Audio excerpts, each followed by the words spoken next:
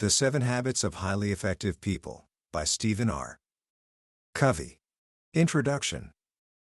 A man gets on a subway in New York on a Sunday morning. It's quiet. People are reading their papers, some are resting with their eyes closed. It's a calm, peaceful scene. Then, suddenly, another man and his children enter the car. The children are loud and rambunctious, immediately shattering the peace. They're yelling, throwing things, even grabbing people's newspapers. It's incredibly disruptive. Yet the father just sits down and closes his eyes, seemingly oblivious to the chaos. The other passengers start to get irritated. You can feel the tension in the air. People are staring, unable to believe his insensitivity. Finally, one passenger, with what he feels is unusual patience and restraint, leans over to him and says, "Sir, your children are really disturbing a lot of people. I wonder if you couldn't control them a little more." The man lifts his gaze, as if coming out of a daze, and says softly, "Oh, you're right. I guess I should do something about it. We just came from the hospital where their mother died about an hour ago. I don't know what to think, and I guess they don't know how to handle it either." In an instant, everything changes. Can you feel it? The irritation vanishes. The judgment evaporates. And in its place, a wave of compassion flows through the car. Suddenly, you don't have to control your attitude. Your heart is filled with the man's pain. You see the situation, the man and his children, completely differently. What you just experienced is a paradigm shift. It's a change in the very lens through which you see the world. And according to Stephen R. Covey, understanding and directing these shifts is the most powerful thing you can do to change your life. His book, The 7 Habits of Highly Effective People, wasn't just a bestseller, it was a phenomenon. Over 10 million copies sold, translated into dozens of languages. It became a handbook for presidents, CEOs, parents, and students all over the world. Covey wasn't just a writer, he was a teacher who had worked with thousands of people, from all walks of life, for over 25 years. He saw people who had achieved incredible outward success, but were struggling with an inner hunger for meaning, for healthy relationships, for a life that felt congruent and whole. And what he discovered was that the secret to a truly effective life isn't found in quick fixes or personality tricks. It's found in changing from the inside out. So, for the next little while, I'm going to share with you the timeless principles from this incredible book.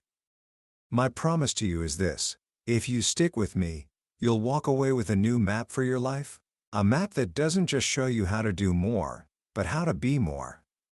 You'll understand the fundamental difference between people who are simply busy and people who are truly effective. And you might just find the key to unlocking your own highest potential. Book summary. Let me ask you a question. Have you ever wondered why some people seem to build successful, happy lives with ease, while others, who seem to work just as hard, find themselves stuck, frustrated, or unfulfilled? Stephen Covey spent years wrestling with this very question. He immersed himself in over 200 years of literature on success, reading hundreds of books, articles, and essays. And as he did, he noticed a startling pattern. For the first 150 years or so, the literature on success focused on something he called the character ethic. It was all about the foundational principles of effective living: integrity, humility, courage, justice, patience, and the golden rule. The idea was simple: true success and lasting happiness could only be achieved by integrating these principles into your very character. Benjamin Franklin's autobiography is a perfect example. It's the story of one man's dedicated effort to build his character, one principle at a time. But then, shortly after World War I, Covey saw a dramatic shift. The focus moved away from character and towards something he called the personality ethic. Suddenly, success was no longer about who you were. but about how you appeared. It became a function of personality, public image, attitudes, skills, and techniques. It was about learning how to influence people, practicing a positive mental attitude, and using communication tricks to get others to like you. Now, there's nothing wrong with self-improvement, communication skills, or positive thinking. They are valuable. But, Covey argues, they are secondary. They are the leaves of the tree, not the roots. The personality ethic is full of social aspirins and band-aids. It offers quick fixes that might solve a problem temporarily but leave the underlying chronic issues to fester and resurface later. Think of it like this: you can't cram on a farm. You can't forget to plant in the spring, play all summer, and then pull an all-nighter in the fall to bring in the harvest. It's a natural system. You always reap what you sow. There are no shortcuts. Human relationships and personal growth are natural systems too. They are governed by the same law of the harvest. This fundamental insight is the heart of the book. Effective living must be based on principles. Principles are like lighthouses. They are natural laws that cannot be broken. You can try to navigate by your own map, but if your map doesn't align with the lighthouse of true north, you'll eventually find yourself lost at sea. Covey calls this the inside-out approach. It means that change starts with you. It starts with your character, your motives, and your paradigms, the maps you use to navigate the world. If you want a happy marriage, you must be the kind of person who generates positive energy.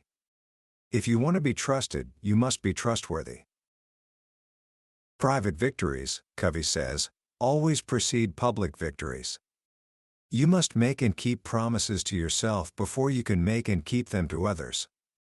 This is the journey the 7 habits will take us on, a journey from dependence to independence, and finally, to interdependence. The private victory, from dependence to independence. We all begin life as infants, totally dependent on others for our survival. As we grow, we strive for independence, the ability to take care of ourselves, to be self-reliant. This is the focus of the first 3 habits, which Covey calls the private victory. This is where you master yourself. Habit 1. Be proactive. To understand this first habit, we have to hear the story of Viktor Frankl. Frankl was a psychiatrist, a Jew, and a prisoner in the death camps of Nazi Germany. He endured horrors that are almost unimaginable. His parents, his brother, and his wife died in the camps. He himself was tortured and constantly faced the threat of being sent to the gas ovens. One day, naked and alone in a small room, he became aware of what he later called the last of the human freedoms. His captors could control his environment, they could do whatever they wanted to his body, but they could not control his mind. They could not take away his freedom to choose his response. Between what happened to him, the stimulus, and his response to it, there was a space. And in that space lay his power to choose. In the midst of unimaginable suffering, Frankl would use his imagination to project himself into the future, picturing himself lecturing to students after his release, teaching them the lessons he was learning in that very moment. He exercised this small, inner freedom until it grew larger than the freedom of his Nazi captors. He became an inspiration to others, even some of the guards, helping them find meaning in their suffering. This is the very essence of being proactive. It means recognizing that we are responsible for our own lives. The word responsibility, Covey points out, is responsibility, the ability to choose your response. Highly proactive people don't blame circumstances, conditions, or their upbringing for their behavior. Their behavior is a product of their own conscious choice, based on values. Reactive people, on the other hand, are driven by feelings, by circumstances, by the social weather. If people treat them well, they feel good. If they don't, they become defensive.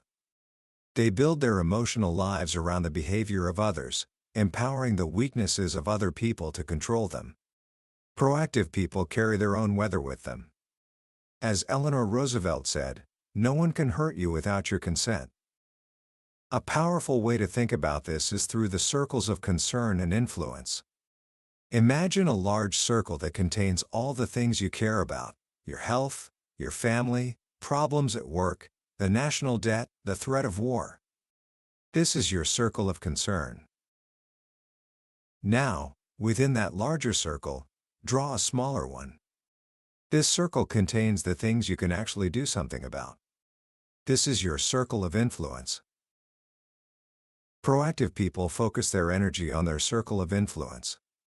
They work on the things they can change. As they do, their energy is positive and enlarging, and their circle of influence begins to grow. Reactive people, however, focus on their circle of concern. They worry about the weaknesses of other people, problems in the environment, and circumstances over which they have no control. Their focus leads to blaming, accusing, and feelings of victimhood. And as they neglect the areas they could actually do something about, their circle of influence shrinks. Anytime we think the problem is out there, that thought is the problem. We empower what's out there to control us. The proactive approach is to work from the inside out. To work on our being. I can be more patient, be wise, be loving. The very heart of our circle of influence is our ability to make and keep commitments, both to ourselves and to others. Each time we make a promise and keep it, we build our character and expand our ability to choose. Habit 2. Begin with the end in mind. I want you to try something with me. Take a moment, and in your mind's eye, see yourself going to a funeral. You walk inside. Notice the flowers, the soft music. You see the faces of friends and family. You feel the shared sorrow of losing someone, but also the joy of having known them. As you walk to the front of the room and look inside the casket, you suddenly come face to face with yourself. This is your funeral, 3 years from today. There are 4 speakers. One from your family, one of your best friends, one from your work, and one from a community organization you were involved with. Now, think deeply. What would you like each of these speakers to say about you? What kind of husband, wife, father, or mother would you want their words to reflect? What kind of friend? What character would you want them to have seen in you? What contributions, what achievements would you want them to remember? This exercise, as startling as it may be, is the quickest way to touch your deepest, most fundamental values. It's the most fundamental application of begin with the end in mind. It means to begin each day, each task, with a clear vision of your destination, so that the steps you take are always in the right direction. It's incredibly easy to get caught up in the activity trap, climbing the ladder of success only to discover it's leaning against the wrong wall. We can be very busy without being very effective. This habit is about making sure your ladder is on the right wall. Covey says that all things are created twice. There is a mental, or first creation, and a physical, or second creation. Think about building a house. You create it in every detail on a blueprint before you ever pound the first nail. You have to be sure that the blueprint, the first creation, is really what you want. In our lives, if we don't take charge of our own first creation, we empower other people and circumstances to shape our lives by default. We reactively live out the scripts handed to us by our family, our friends, and our culture. Habit 1 says, you are the creator. Habit 2 says, write the program. The most effective way to write the program is to develop a personal mission statement. This is your personal constitution. It focuses on what you want to be your character and to do your contributions, and on the values or principles that will guide you. It becomes the standard by which you measure everything else in your life. It empowers you with a changeless core, so that you can navigate a world of constant change. To write this statement, you must begin at the very center of your life. Whatever is at your center will be the source of your security, guidance, wisdom, and power. Covey identifies several common centers people have: spouse-centered, family-centered, money-centered, work-centered, possession-centered, or even enemy-centered. The problem with these centers is that they are all unstable. If your security comes from your job, you'll be devastated if you lose it. If it comes from your spouse, you'll be vulnerable to their moods and weaknesses. The most effective center, Covey argues, is to be principle-centered. Principles, unlike things or people, don't change. They don't react to anything. They can't be destroyed. By centering your life on timeless, unchanging principles, you create a solid foundation for a highly proactive and effective life. Habit 3. Put first things first. If Habit 1 says you are the programmer and Habit 2 says write the program, then Habit 3 says run the program. This is the second creation, the physical creation. It's where the rubber meets the road. It's the habit of personal management. Leadership, Covey says, is about deciding what the first things are. Management is about putting them first, day by day, moment by moment. Management is discipline, carrying it out. And the key to this is captured in a simple but profound idea: the time management matrix. Imagine a square divided into 4 quadrants. The 2 factors that define any activity are urgency and importance. Urgent matters require immediate attention. They press on us. A ringing phone is urgent. Important matters, on the other hand, have to do with results. They contribute to your mission, your values, your high-priority goals. Quadrant 1 is urgent and important.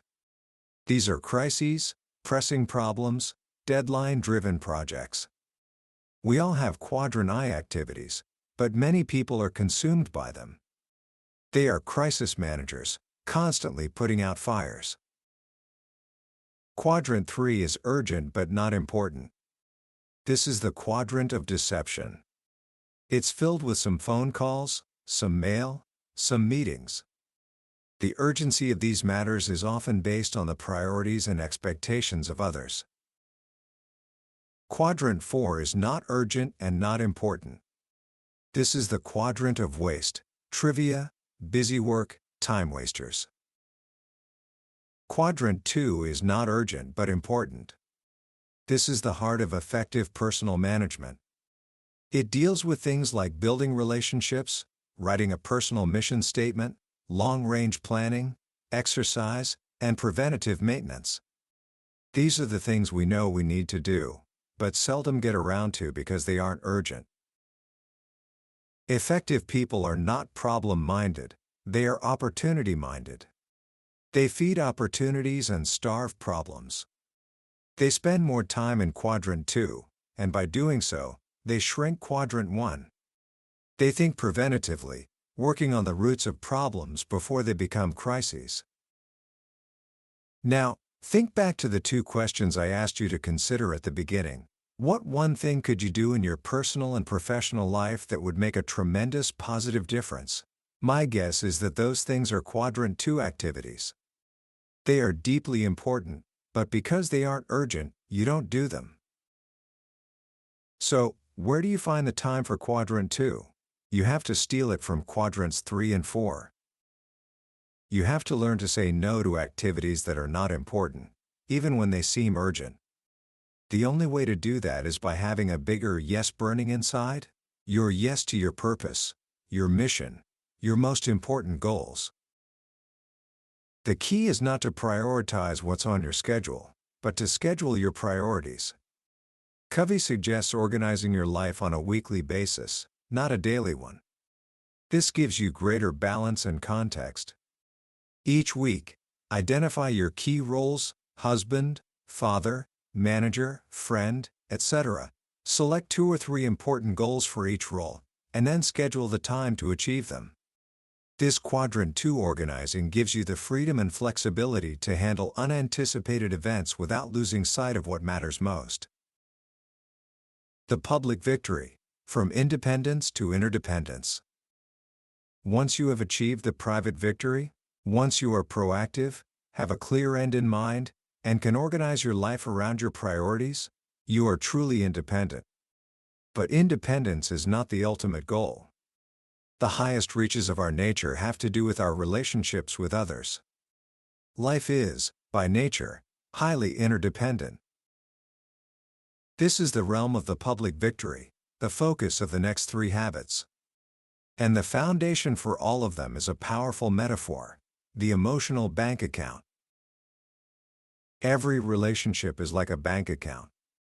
You can make deposits through courtesy, kindness, honesty, and keeping commitments. When you have a high balance, trust is high. Communication is easy, instant, and effective. You can even make mistakes, and the high emotional reserve will compensate for it. But if you have a habit of showing disrespect, ignoring people, betraying trust, or overreacting, you make withdrawals. Eventually, your account becomes overdrawn. The trust level gets very low. Then you're walking on minefields. You have to measure every word. It's tension city. Our most constant relationships require our most constant deposits. With that in mind, let's explore the habits of public victory. Habit 4. Think win-win. Covey tells a story about a company president who was concerned about the lack of cooperation among his people. "They're just selfish," he said. "Can you help us develop a human relations program to solve the problem?" Covey looked around and found a culture of low trust and defensive communication. But he dug deeper. In the president's office, behind a curtain, was a chart of racehorses. On the face of each horse was the face of one of his managers. At the end of the track was a poster of Bermuda. Once a week, the president would bring his managers in, talk about cooperation, and then pull back the curtain and ask, "Now, which of you is going to win the trip to Bermuda?" The problem wasn't the people, it was the paradigm. He was trying to get the fruits of cooperation from a paradigm of competition. Win-win is not a technique, it's a total philosophy of human interaction. It's one of 6 paradigms. 1. Win-win, a frame of mind that constantly seeks mutual benefit. It's not your way or my way, it's a better way, a higher way. 2. Win-lose, the authoritarian approach. If I win, you lose. Most of us have been deeply scripted in this mentality from birth, through family comparisons, peer groups, and even the normal distribution curve in school that says you got an A because someone else got a C. 3. Lose-win, worse than win-lose. It's capitulation, being a nice guy even if nice guys finish last. People who think this way seek strength from popularity and have little courage to express their own feelings. 4. Lose-lose, when 2 win-lose people get together, both will lose. It's the philosophy of war, of revenge. 5. Win. People with a win mentality just want to get what they want, and they leave it to others to get what they want. 6. Win-win or no deal, the highest expression of win-win. It means that if we can't find a solution that benefits us both, we agree to disagree agreeably, no deal. This liberates you from needing to manipulate or push your own agenda. Most of life is an interdependent reality. In the long run, if it isn't a win for both of us, we both lose. That's why win-win is the only real alternative in interdependent realities. This philosophy is built on 3 essential character traits. Integrity, being true to your values. You can't go for a win if you don't know what a win truly is for you. Maturity, the balance between courage and consideration. the ability to express your feelings and convictions with courage, while also being considerate of the feelings and convictions of others. Abundance mentality, the paradigm that there is plenty out there for everybody. The opposite is the scarcity mentality, which sees life as a zero-sum game, where one person's success means another's failure. Habit 5. Seek first to understand, then to be understood. Suppose you go to an optometrist. After you briefly explain your vision problem, he takes off his glasses, hands them to you, and says, "Here, wear these. I've worn this pair for 10 years, and they've really helped me." You put them on, but it only makes things worse. "I can't see a thing," you exclaim. "Well, what's the matter with you?" he asks. "They work great for me." Try harder. How much confidence would you have in someone who prescribes before they diagnose? Yet, how often do we do this in communication? We rush in to fix things with good advice, but we fail to deeply understand the problem first. This principle is the key to effective communication. Most people do not listen with the intent to understand. They listen with the intent to reply. They're either speaking or preparing to speak. They're filtering everything through their own paradigms, projecting their own home movies onto other people's lives. Covey describes 5 levels of listening: ignoring, pretending, selective listening, and attentive listening. But the highest form, the one that unlocks real connection, is empathic listening. This is listening with the intent to understand. It's getting inside another person's frame of reference. You see the world the way they see the world. You understand how they feel. Empathic listening is not just hearing words. Communication experts estimate that only 10% of our communication is the words we say. 30% is our sounds, and 60% is our body language. You have to listen with your eyes and your heart. This is so powerful because it gives you accurate data to work with. And it gives the other person psychological air. Next to physical survival, the greatest need of a human being is psychological survival, to be understood, affirmed, and validated. When you give someone that air, you make a huge deposit in their emotional bank account, and you can then focus on problem solving. Once you have deeply understood the other person, then you can work on being understood. This takes courage. This is where Covey introduces the ancient Greek philosophy of ethos, pathos, and logos. Ethos is your personal credibility, the trust people have in your integrity. Pathos is the empathic side, the feeling. It shows you understand the emotional reality of the other person's communication. Logos is the logic, the reasoning part of your presentation. Notice the sequence: character, relationship, then logic. Most people go straight to logos. They try to convince with logic before they've established trust or understood the other person's perspective. When you can present your ideas in the context of a deep understanding of their paradigms and concerns, you significantly increase the credibility of your ideas.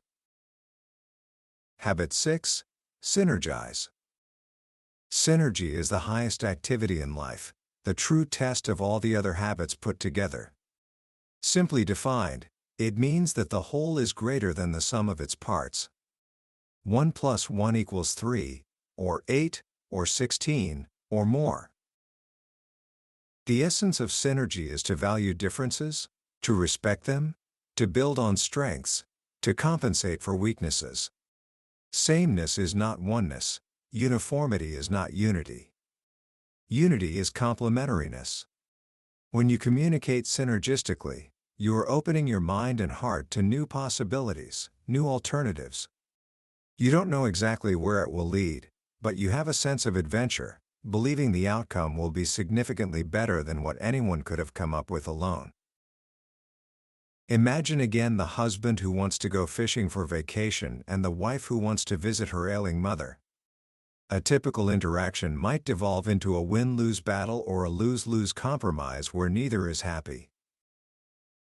But if they have a high emotional bank account, if they think win-win, and if they seek first to understand, they approach the problem differently. They are on the same side, looking at the problem together, understanding all the needs.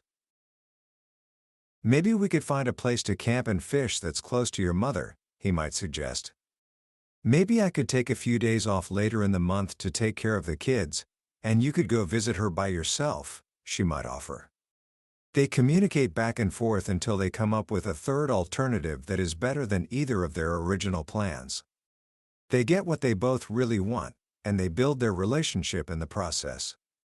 Instead of a transaction, it's a transformation. This requires tremendous internal security. Insecure people want to clone others. They want everyone to be amenable to their paradigms. But a truly effective person has the humility to recognize their own perceptual limitations and to appreciate the rich resources available through interaction with the hearts and minds of other human beings. When someone disagrees with you, you can say, "Good. You see it differently. Help me see what you see." Renewal, the habit that makes it all possible. The final habit ties all the others together. Habit 7.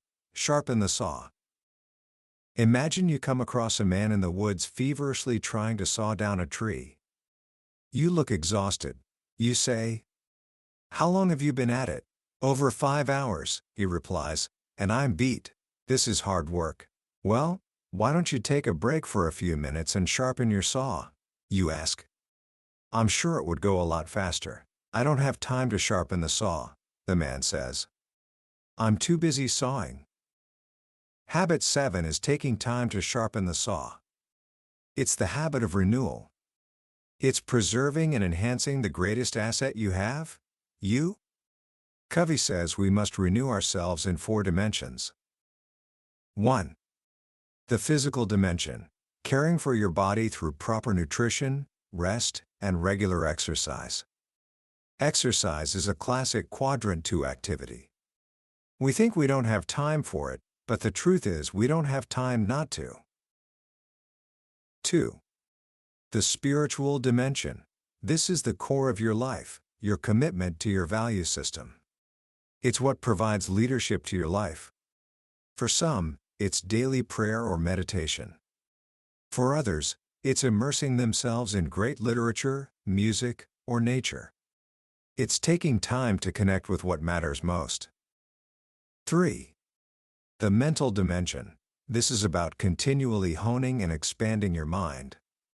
It comes from education, reading broadly, writing, and planning. Don't let your mind atrophy after you leave school.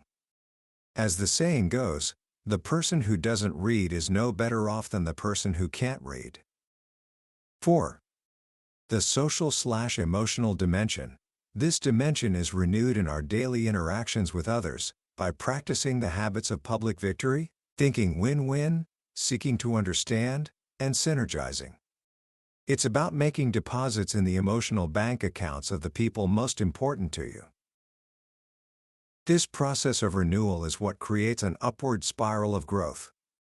As you learn, commit, and do on increasingly higher planes, you continue to grow and develop. Each of the habits is in quadrant 2. They are all important but not urgent. And it is by investing in them, by constantly sharpening the saw, that we create a life of not just effectiveness, but of peace, contribution, and deep fulfillment. Commentary. As we come to the end of our journey through the 7 habits of highly effective people, it's worth pausing and reflecting on why this book has had such a profound and lasting impact. In a world that is constantly screaming for our attention, promising quick fixes and instant gratification, Stephen Covey's message is a quiet, powerful call to return to something deeper. The single most powerful lesson, for me, is the idea of inside out. We live in a culture that is obsessed with the outside-in approach. We think that if we just had a better job, a more understanding spouse, or more obedient kids, then we would be happy. We spend so much energy trying to change our circumstances, trying to shape up everyone else around us. Covey gently but firmly turns this idea on its head. He shows us that the most leveraged place for change is not out there, but in here. It's in our own character, our own paradigms, our own choices. True change isn't about manipulating the world around you. It's about mastering the world within you. That's a revolutionary idea, and it's as true today as it was when the book was first written. The beauty of the 7 habits is how they build on each other, creating a complete framework for a well-lived life. The private victory of self-mastery gives you the security and strength to pursue the public victory of rich, collaborative relationships. And the habit of renewal ensures that you never stop growing, that you're always capable of meeting life's next challenge. So, how can you start applying these ideas right now in your own life? You don't have to do everything at once. Small steps, taken consistently, make all the difference. Here are a few simple things you can try. First, for the next 24 hours, just listen. The next time you're talking to someone, a friend, a parent, a coworker, resist the urge to advise, to evaluate, to probe, or to interpret. Just listen with the sole intent to understand. Try to see the world through their eyes, even for a moment. You'll be amazed at what you learn and how it changes the dynamic of the conversation. Second, identify just one quadrant 2 activity that you've been neglecting. Maybe it's 15 minutes of exercise. Maybe it's calling a grandparent you haven't spoken to in a while. Maybe it's spending 10 minutes writing down your thoughts in a journal. Whatever it is, schedule it into your week, and treat that appointment with yourself as seriously as you would an appointment with anyone else. And finally, the next time you feel angry or frustrated by a situation, pause. Remember Viktor Frankl and the space between stimulus and response. In that small gap lies your freedom. Take a breath, and choose a response that aligns with your deepest values, not just your fleeting emotion. The journey Covey lays out is not easy. It's a path of discipline, integrity, and courage. But it is also a path of deep joy, meaning, and fulfillment. It's about becoming a transition person, someone who stops passing on negative scripts and starts creating a legacy of positive change for generations to come. That was a summary of the 7 Habits of Highly Effective People by Stephen R. Covey. We've touched on the major principles today, but I'll be honest with you, a summary can only ever be a map. The real magic happens when you explore the territory for yourself. It's in the quiet moments, when a particular story or a simple phrase from the book hits you in a way you didn't expect. This podcast is here to help you decide if a book is worth your time. If anything we've talked about has resonated with you, I truly believe this is one of those books.